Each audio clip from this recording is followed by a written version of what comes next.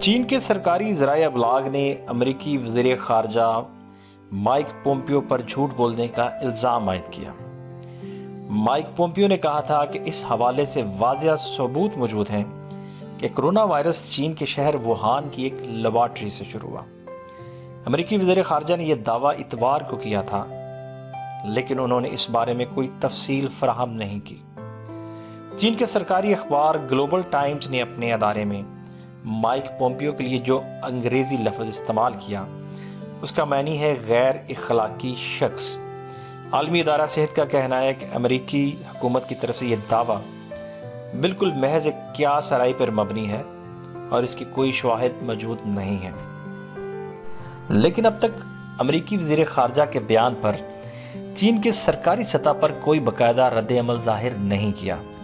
پیر کو global time نے mic Pompeo کو مضحکہ خیز نظریات اور حقائق کو تروڑ مروڑ کر پیش کرنے کا الزام لگایا، اور مائک پومپیو کے خلاف الزامات کا یہ سلسلہ منگل کو بھی جاری رہا۔ گلوبل ٹائم کے ادارے میں کہا گیا کہ امریکی وزیر خارجہ جھوٹ بول رہا ہے، ایک تیر سے دو شکار کرنا چاہتا ہے۔ اول یہ کہ وہ نومبر میں ہونے والے صدارتی انتخابات میں صدر ٹرمپ کو کامیاب کرانا چاہتا ہے، اور دوسرا یہ کہ وہ سوشلسٹ چین سے نفرت کرتے ہیں اور خاص طور پر اس کو ترقی کرتے نہیں دیکھ سکتے۔ گلوبل ٹائمز واحد چینی اخبار نہیں جس پہ مائک پومپیو پر تنقید کی گئی ہو۔ ایک اور اخبار دی پیپلز ڈیلی نے کہا کہ مائک پومپیو کے پاس کوئی ثبوت نہیں، اور سی سی ٹی وی میں شائع ہونے والے ایک مراسلے میں امریکی سیاستدانوں پر گھناؤنی سازش کا الزام لگایا گیا۔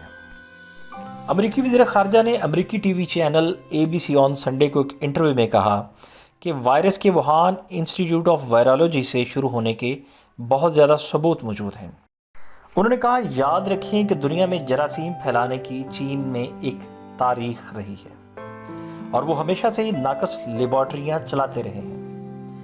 مائک پومپیو امریکی خفیہ ایجنسی CIA کے سابق سربراہ ہیں۔ ان کا کہنا ہے کہ وہ نہیں سمجھتے کہ وائرس انسان کا تخلیق کردہ ہے یا اس میں کوئی جینیاتی تبدیلی یا جدت کی گئی ہو۔ ووہان کی لیبارٹری کے بارے میں سب کو معلوم ہے کہ وہ چمگادڑوں میں کرونا وائرس پائے جانے کی تحقیق کر رہی تھی۔ اپریل میں صدر ٹرمپ سے یہ پوچھا گیا تھا کہ ناقص سیکیورٹی کی وجہ سے وائرس ایک اہلکار جو انٹرن تھی اور اس کے بوائے فرینڈ سے کیسے پھیلا۔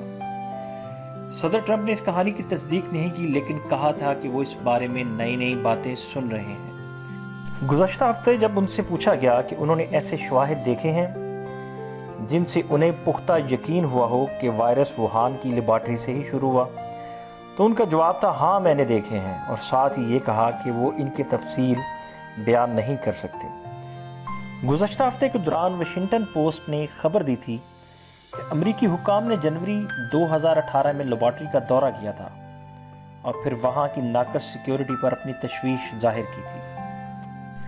عالمی ادارہ صحت کے ایمرجنسی ڈائریکٹر مائیکل رین نے پیر کو کہا تھا کہ کرونا وائرس کہاں سے شروع ہوا، اس کے بارے میں امریکہ کی طرف سے انہیں کوئی ڈیٹا یا ثبوت فراہم نہیں کیے گئے۔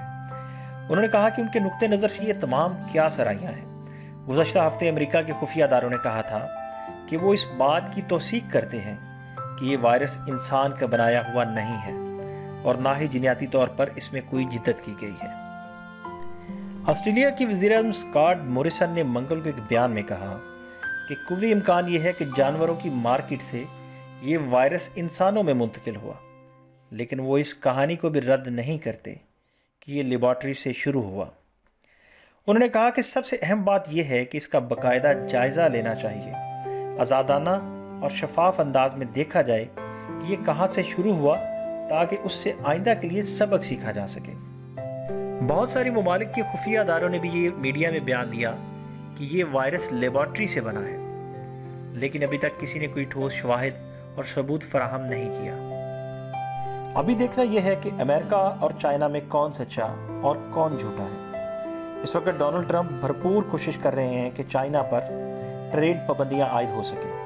ابھی ان الزام تراشیوں کا کیا انجام نکلتا ہے وہ جلد ہی سب کے سامنے ہوگا۔